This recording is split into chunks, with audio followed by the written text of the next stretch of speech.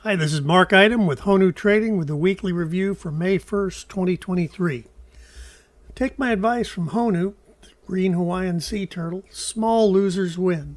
So keep your losers small and you might have a chance at winning in the long run. Disclaimer, this is why I harp so much on risk management. Know your time frame. I like to be a swing trader, a few days to a few weeks, and this is why I don't talk much about specific stock setups, because my time frame might be different than yours. Follow me on Twitter at HONU Management, HONUMGMT. And if you would, take a minute to like and subscribe if you find this content valuable. Leave a comment. Tell me what you'd like to see more of, educational topics you'd like covered, and so on. So today's agenda, still a market of stocks. It's not one big stock market. So it did get a little bit better this week, but as you'll see once we get into the education segment, which is a review of AVWAP and bull and bear RSI zones from the last couple of weeks, the large caps are still driving the indexes. Breadth is weak, but it's a little bit better. Another financial looks like it's biting the dust, First Republic Bank. Bond market volatility got a little bit wilder this week. Not as crazy as mid-March after Silicon Valley Bank failed, but it definitely picked up. And then earnings season continues after the close. So I'd still like to be a bull. I'd like to think we put in a significant low last fall, October, November. But the jury's still out and the breadth has got to pull its weight. So last week we had a chop shop on Monday, gap down and keep going on Tuesday and Wednesday. After Microsoft and Meta reported great earnings, Google didn't exactly screw things up. Gap and go continued higher on Thursday and Friday. And we got back into that 415 to 420 range that literally goes back over a year. So still the Maximus market. Are you not entertained? All right, let's take a look at the chart review from TC2000. And I'll spend a little bit of time setting up the first couple of charts, and then we're going to rip through several more. So we're looking at weekly charts going back almost exactly 2 years. The green line is the AVWAP from the all-time high. Generally, that's going to be in January of 2022 or something like that. And the pink line is the AVWAP from the recent low, generally October, November. The RSI we've got set up down below with the standard 70 and 30 overbought and oversold as developed by Wells Wilder. But I've also added the bull and bear bone developed by Andrew Cardwell. In bull markets, the RSI rarely gets below 40, and in bear markets, it rarely gets above 60. So he defined those zones as 20 to 60 for bear markets, 40 to even 80 for bull markets. So here we've had now a fifth consecutive week closing above the AVWAP from the highs. And we have had higher lows and higher highs. The equal weighted Qs, we have higher highs, but we also have lower lows. And we have not yet closed above the AVWAP from the highs. We broke into bear territory, or bull territory rather, but we have not convincingly dropped back into bear either. The Q's NASDAQ 100, that's the strongest index out there, most heavily weighted by the big cap tech, broke out this week for its fifth consecutive close above the AVWAP from the highs, and most importantly, took out both the low of the range and the high of that recent 4-week range. So that's one of the strongest.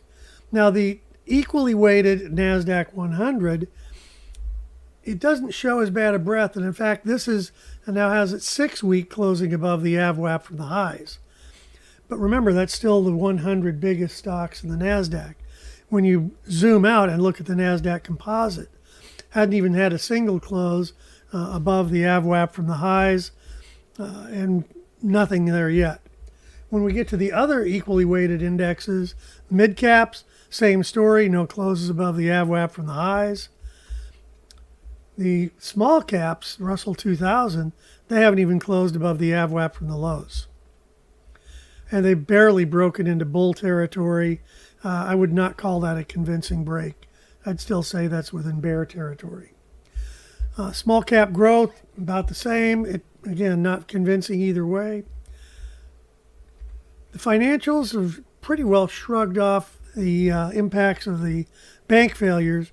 But remember, XLF, 3 of the 4 biggest are Berkshire Hathaway, which certainly has insurance, and Wells Fargo, but it also owns big pieces of Apple, Coca-Cola, and other diversified businesses. The Big Bank Index is still flirting with the AVWAP from the lows, not showing any real progress deeply into bear territory. Actually, it's been in bear territory since probably back here in April of a year ago.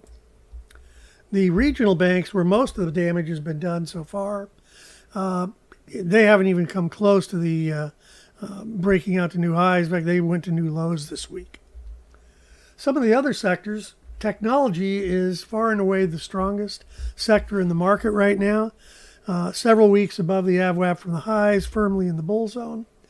Healthcare, kind of a choppy mess. This is a hot mess market. It's done basically nothing in the last 2 years, but it has had now 4 consecutive weeks above the AVWAP from the highs and lows. Consumer discretionary can't even get close to the AVWAP from the highs. Consumer communication, now this is now the Googles and the Metas of the world more than your traditional telephone companies. Powered higher mainly by Meta this week, but again, Google didn't hurt it very much. Industrials, kind of a hot mess market too. Consumer staples, definitely a hot mess market, but for the last several weeks they've been pretty strong. And the problem here is that you don't want your strength coming from the defensive sectors. Energy, coiling up to do something, but who knows what right now. So now let's get into some of the big cap stocks, starting with the big one, Apple. Now they report after the bell on Thursday.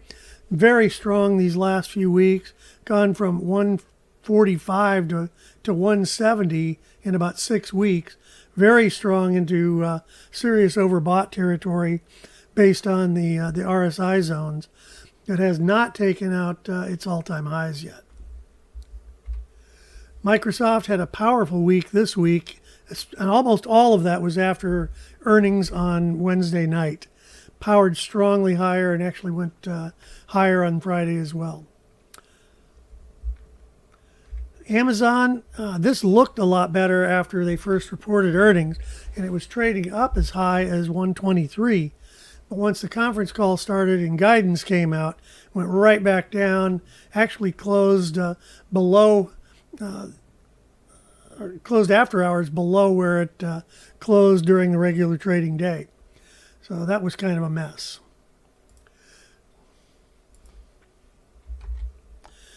Google, pardon me for that one. Again, the best we can say about Google is they really didn't do anything terrible.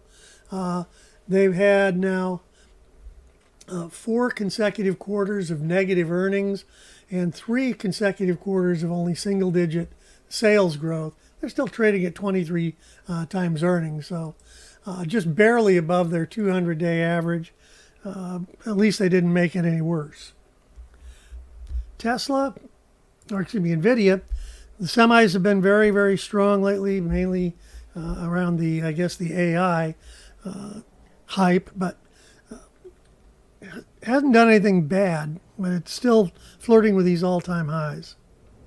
Tesla is one of those companies that got punished on earnings, and Tesla actually had a drop in earnings quarter over quarter for the first time in a long time, although they're still growing at 30+% per year. I think the thing that spooked the markets was their margin on all their cars dropped below 20. Meta, like I said, they've had now 4 consecutive quarters of double-digit earnings growth, and 3 of those from last June, negative 32, negative 49, negative 52, and this quarter was better, only negative 19. And for the first quarter in 4, they actually had 3% growth in sales. Now they're still trading at 30 times earnings, and they've had a big week this week, but wow, the market doesn't have to make sense. Two of the companies in the Dow, the highest price stocks in the Dow, showing them because they're going to have an outsized impact on the Dow Industrials. UNH hasn't done much for several years, several months. The AVWAP from the recent high is above the AVWAP from the low. That's kind of odd. Not much to see here. And Goldman Sachs is the second highest price stock in the Dow Industrials. So it's really caught in the middle of nowhere here. All right, speaking of financials, let's go back and look at First Republic.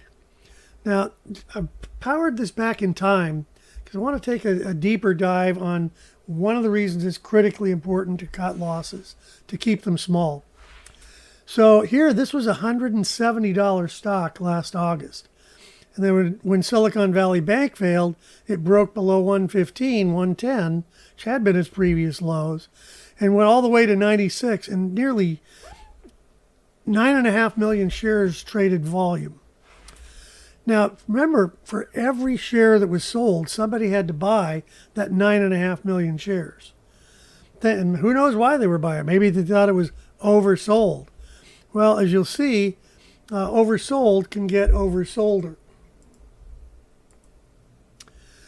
And that's exactly what happened with First Republic. Literally 3 days later, it's trading at $20 a share. Flopped around for a while, spent the best part of a month around 15-ish, and then fell out of bed this week. Went all the way down to 3.5 on Friday. After hours on Friday, all the way down to 230. Treasury yields, the 2-year Treasury, that volatility has picked up again. Had 1, 2, 3, 4 big days this week. Not the crazy volatility of mid-March, but the bond market is picking its volatility up again. And then earnings week is still going on. According to Randy Frederick at Charles Schwab, we're 53% of the way through first quarter earnings, and surprising number of companies have actually beat their estimates on both earnings and revenue. Problem is, earnings are actually down a few percentage points this quarter. Wasn't unexpected, but earnings are down. Still, the big one this week is Apple. That's the biggest of the big cap stocks, and it will have a lot to say on where we go from here. So I'll leave you with the friendly advice of my buddy HONU: small losers win.